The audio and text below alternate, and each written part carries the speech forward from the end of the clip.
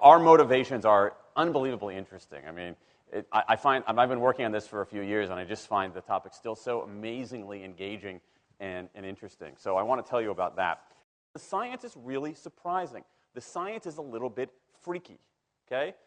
We are not as endlessly manipulable and as predictable as you would think. There's a whole set of unbelievably interesting studies. I want to give you two that call into question this idea that if you reward something, you get more of the behavior you want. If you punish something, you get less of it. So let's go from London to the mean streets of Cambridge, Massachusetts, in the northeastern part of the United States. And let's talk about a study done at MIT, Massachusetts Institute of Technology. Here's what they did. They took a whole group of students, and they gave them a set of challenges. Things like memorizing strings of digits, solving word puzzles, other kinds of spatial puzzles, even physical tasks like throwing a ball through a hoop. Okay, they gave them these challenges, and they said to incentivize their performance, they gave them 3 levels of rewards. Okay? So if you did pretty well, you got a small monetary reward. If you did medium well, you got a medium monetary reward. And if you did really well, if you were one of the top performers, you got a large cash prize. Okay?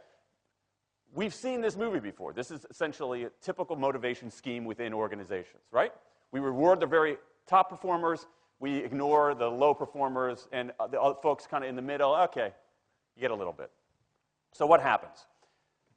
They do the test, they have these incentives. Here's what they found out. 1, as long as the task involved only mechanical skill, bonuses worked as they would be expected. The higher the pay, the better their performance. Okay, that makes sense. But here's what happens. But once the task called for even rudimentary cognitive skill, a larger reward led to poorer performance. Now, this is strange, right? A larger reward led to poorer performance? How can that possibly be? Now, what's interesting about this is that these folks here who did this are all economists, 2 at MIT, 1 at the University of Chicago, 1 at Carnegie Mellon, okay, the top tier of the economics profession. And they're reaching this conclusion that seems contrary to what a lot of us learned in economics, which is that the higher the reward, the better their performance. And they're saying that once you get above rudimentary cognitive skill, it's the other way around. Which seems like this kind of, the idea that these rewards don't work that way seems vaguely left-wing and socialist, doesn't it? It's kind of this kind of weird socialist conspiracy. For those of you who have those conspiracy theories, I want to point out the notoriously left-wing socialist group that financed the research, the Federal Reserve Bank. So this is the mainstream of the mainstream coming to a conclusion that's quite surprising. Seems to defy the laws of behavioral physics. So this is strange, a strange finding. So what do? They say, this is freaky. Let's go test it somewhere else. Maybe that $50 or $60 prize isn't sufficiently motivating for an MIT student, right? So let's go to a place where $50 is actually more significant relatively, right? So let's take the experiment. We're going to go to Madurai, India, rural India, where $50, $60, whatever the number was, is actually a significant sum of money. So they replicated the experiment in India roughly as follows. Small rewards, the equivalent of 2 weeks' salary. Small performance, low performance, 2 weeks' salary. Medium performance, about a month's salary. High performance, about 2 months' salary. Okay, so those are real good incentives. Okay, so you're going to get a different result here. Well, what happened, though, was that the people offered the medium reward did no better than the people offered the small reward. But this time around, the people offered the top reward. They did worst of all. Higher incentives led to worse performance. What's interesting about this is that it actually isn't all that anomalous. This has been replicated over and over and over again by psychologists, by some extent by sociologists, and by economists, over and over and over again. For simple, straightforward tasks, those kinds of incentives, if you do this, then you get that, they're great. For tasks that are algorithmic, set of rules where you have to just follow along and get a right answer, if-then rewards, carrots and sticks, outstanding. But when the task gets more complicated, when it requires some conceptual, creative thinking, those kinds of motivators demonstrably don't work. In fact, money is a motivator at work, but in a slightly strange way. If you don't pay people enough, they won't be motivated. What's curious about, there's another paradox here, which is that the best use of money as a motivator is to pay people enough to take the issue of money off the table. Pay people enough so that they're not thinking about money and they're thinking about the work. Now, once you do that, it turns out there are 3 factors that the science shows lead to better performance, not to mention personal satisfaction. Autonomy, mastery, and purpose. Autonomy is our desire to be self-directed, to direct our own lives. Now, in many ways, traditional notions of management run afoul of that. Management is great if you want compliance, but if you want engagement, which is what we want in the workforce today as people are doing more complicated, sophisticated things, self-direction is better. Let me give you some examples of this, of almost radical forms of self-direction in the workplace that lead to good results. Let's start with this company right here, Atlassian, an Australian company. It's a software company, and they do something really cool. Once a quarter on a Thursday afternoon, they say to their developers, for the next 24 hours, you can work on anything you want. You can work on it the way you want. You can work on it with whomever you want. All we ask is that you show the results to the company at the end of those 24 hours in this fun kind of meeting, not a star chamber session, but this fun meeting with beer and cake and fun and other things like that. It turns out that that one day of pure, undiluted autonomy has led to a whole array of fixes for existing software, a whole array of ideas for new products that otherwise had never emerged. One day. Now, this is not an if-then incentive. This is not the sort of thing that I would have done 3 years ago before I knew this research. I would have said, you want people to be creative and innovative? Give them a freaking innovation bonus. If you can do something cool, I'll give you $2,500. They're not doing this at all. They're essentially saying, you probably want to do something interesting. Let me just get out of your way. One day of autonomy produces things that had never emerged. Right, let's talk about mastery.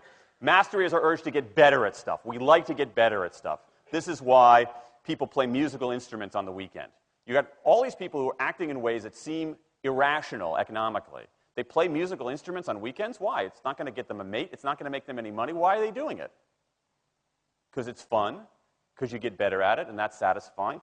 Go back in time a little bit. I imagine this if I went to my first economics professor, a woman named Mary Alice Schulman, and I went to her in 1983 and said, Professor Schulman, can I talk to you after class for a moment? Yeah. I got this inkling. I got this idea for a business model. I just want to run it past you. Here's how it would work.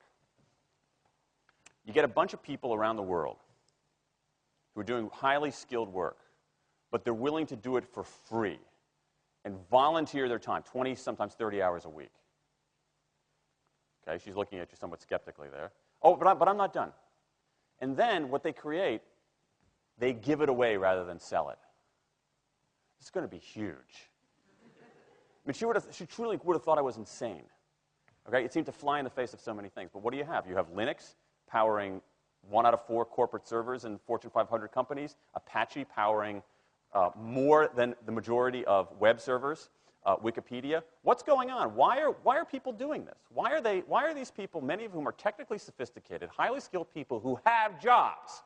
Okay? They have jobs. They're working at jobs for pay, doing sophisticated technological work. And yet, during their limited discretionary time, they do equally, if not more, technically sophisticated work, not for their employer, but for someone else for free. That's a strange economic behavior. Economists who look into it, why are they doing this? It's overwhelmingly clear. Challenge and mastery, along with making a contribution. That's it. What you see more and more is a rise of what you might call the purpose motive, is that more and more organizations want to have some kind of transcendent purpose, partly because it makes coming to work better, partly because that's the way to get better talent. And what we're seeing now is, in some ways, when the profit motive becomes unmoored from the purpose motive, bad things happen. Bad things ethically sometimes, but also bad things just like not good stuff, like crappy products, like lame services, like uninspiring places to work. That when the profit motive is paramount, or when it becomes completely unhitched from the purpose motive, it's just, people don't do great things. More and more organizations are realizing this and sort of disturbing the categories between what's profit and what's purpose. And I think that actually heralds something interesting. And I think that the organizations that are flourishing, whether they're profit, for-profit, or somewhere in between, are animated by this purpose motive. Let me give you a couple of examples. Here's the founder of Skype. He says, our goal is to be disruptive, but in the cause of making the world a better place. Pretty good purpose. Here's Steve Jobs. I want to put a ding in the universe. All right? That's the kind of thing that might get you up in the morning and racing to go to work. So I think that, that we are purpose maximizers, not only profit maximizers. I think the science shows that we care about mastery very, very deeply.